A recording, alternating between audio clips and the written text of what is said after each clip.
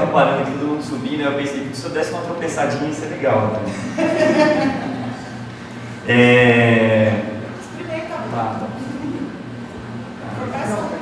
Tá.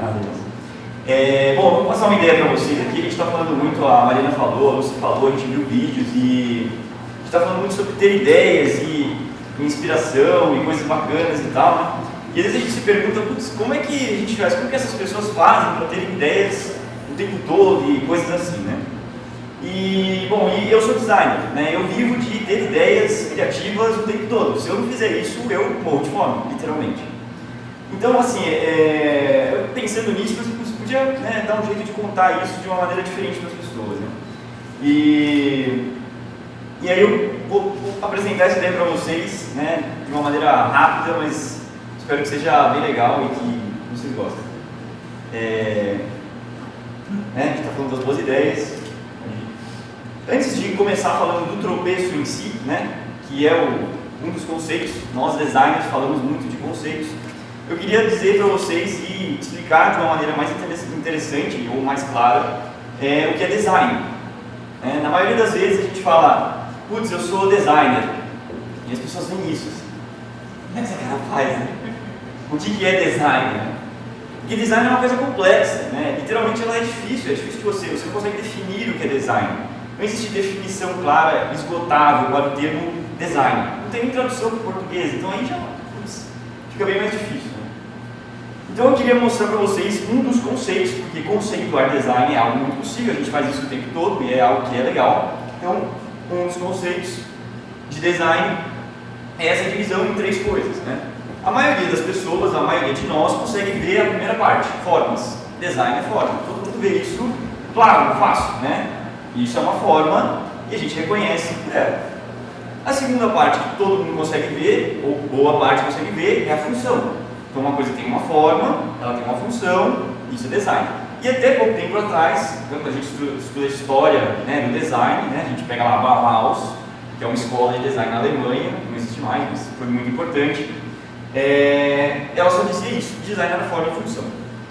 Hoje a gente mudou um pouco isso, né? Existem outras definições, existem pessoas que, né, expandem isso, mas para que a gente tenha algo simples que, né, a gente consiga entender e não fique explorando de modo gigantesco o tema por horas, a gente adiciona mais uma coisa, que é o que a gente faz hoje. O design hoje é forma, função e conteúdo. Então, quando a gente tem forma, função e conteúdo, se a gente design é isso, o que o designer cria, o que nós criamos como designers e o designer se cria, são experiências. Então, o que a gente faz hoje, né, o que o design cria hoje são experiências. Não são só objetos ou só coisas que resolvem problemas. São experiências que têm conteúdos, que é muito parecido com o que a gente está falando aqui hoje, né? Sobre conteúdo, é algo que é muito importante. E aí, vocês devem estar pensando, como que esse cara, como que vai chegar no tropeço? Nunca, né? Pode passar. Então, assim, esse é o meu primeiro tropeço como designer. Né? Esse foi o meu primeiro projeto, assim, antes de entrar na faculdade. Na verdade, eu entrei na faculdade de designer quando eu fiz esse projeto. Era um concurso e eu tinha que fazer um projeto que era assim, o tema era, você é o que você come. Putz, o que eu vou fazer, né? Aí eu comecei a pensar, pô, hoje em dia a gente é rede social, a gente é um monte de coisa, a gente é online, né? Mas, pô, o que eu vou fazer, né? E aí eu pensei, né? Eu tive um tropeço, que eu vou explicar para vocês daqui a pouco onde é que vem isso, mas são várias ideias. Eu falei, vamos juntar essas ideias, e aí eu desenvolvi, pode passar, a Twitter e a F-Cup Kit, que era um kit de chá, né? Porque eu falei assim, bom, se a gente é o que a gente come, então eu como chá com o Facebook, então, né, a gente pode dizer que a gente é isso aí. E além do que tem toda a questão social, né, do chá, tem aquela história social, não sei o que, e esse foi o meu primeiro projeto lá atrás, né, faz um tempo já. E ele acabou sendo premiado naquele concurso e eu entrei na faculdade de design. E aí, as pessoas perguntam assim, né? Qualquer semelhança é proposital.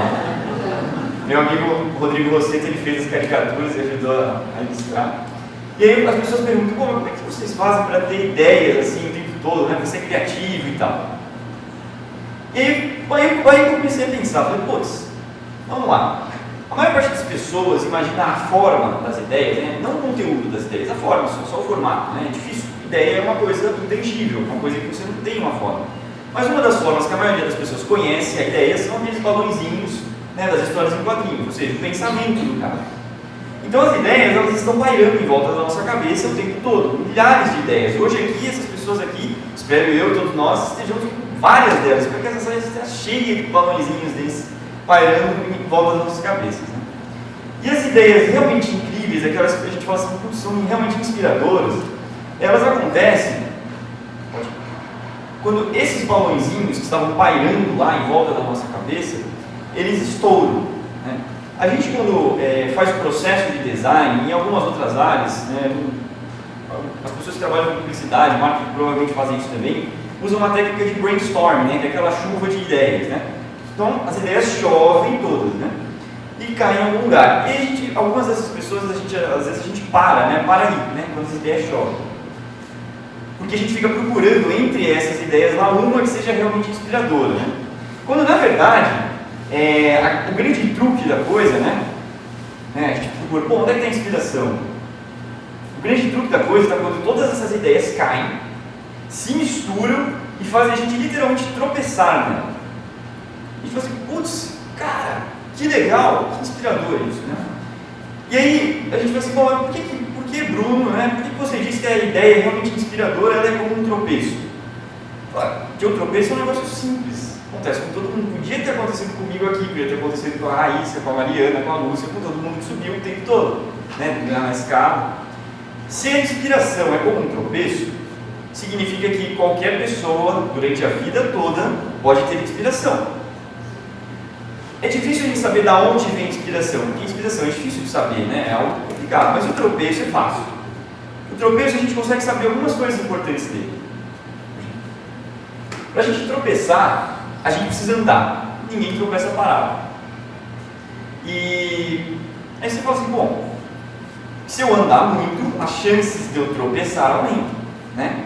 E trazendo isso para a ideia, como é que a gente faz? Bom, eu preciso andar, eu preciso procurar essas ideias. Isso significa que, bom, eu preciso vasculhar as coisas, né? Ter várias coisas acontecendo para que essas ideias possam cair, então tropeçar. A segunda coisa que a gente pode aprender, né, sabendo que a ideia inspiradora é como um tropeço, é que as minhas chances de tropeçar aumentam muito quando eu ando muito e em lugares diferentes. Então, se eu andar muito em lugares diferentes, as minhas chances de tropeçar e ter uma ideia realmente inspiradora aumentam muito, né? Aí, bom, tem mais uma coisa que tem a ver com inspiração, que o tropeço é igual, né? Eles são quase a mesma coisa. Tem uma outra coisa que é o acaso. Pode ser que eu ande muito, pode ser que eu ande por lugares diferentes, e pode ser que eu não tropece. Simples assim. Nem sempre a gente tropeça. Mas às vezes, por acaso, a gente tropeça. Assim como a inspiração, assim como o tropeço, a inspiração também tem um toquezinho de acaso. E o acaso é o decaimento de todas as opções que poderiam ter acontecido até que uma opção converge e acontece. Significa que todas aquelas ideias que estavam pairando na nossa mente, elas levam, como a gente aprendeu um pouquinho antes, naquele primeiro vídeo que a gente viu, né, desenhando e tal, elas levam um tempo. Então a gente precisa que tudo isso tenha um tempo para que a gente, de repente, tropece e, putz, temos uma ideia inspiradora. A grande questão é transformar a ideia inspiradora em algo útil. E é isso que a gente tem visto hoje, né? Pessoas transformando algo, né, em inspiração, unindo essas ideias todas em coisas úteis, em projetos bacanas, em coisas que realmente têm um conteúdo, coisas que são muito legais.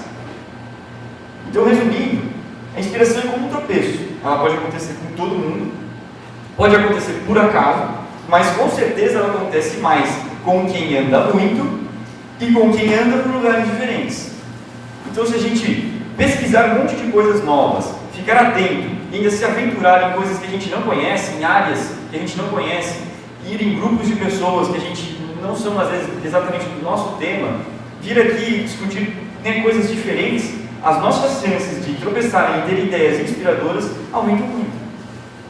E aí, essa é uma maneira de eu compartilhar com vocês da onde que começou o meu tropeço. Então, eu tenho todas essas ideias em volta da minha cabeça, porque isso é algo que eu já faço naturalmente, porque eu sou designer, eu trabalho com isso. Mas um dia eu estava lá, em algum lugar, e eu ouvi a música, falei, as ideias estão no chão, você tropeça e acha a solução do Titãs, né? Eu falei, putz, é isso então, que legal. Então aí a gente consegue pensar e descobrir que se o tropeço tem todas essas características e a inspiração também, significa que eles são parecidos. Se eu sei onde eu encontro um, eu encontro o outro. Eu gostaria que, a próxima vez, eu espero que vocês não tropecem, não caiam, não querem minha cara e tal. Mas se por um acaso, algum dia vocês tropeçarem, trupicarem, algo desse tipo acontecer, eu espero que vocês lembrem e pensem, putz, tem uma ideia boa aparecendo por aí. E é isso, pessoal. Espero que...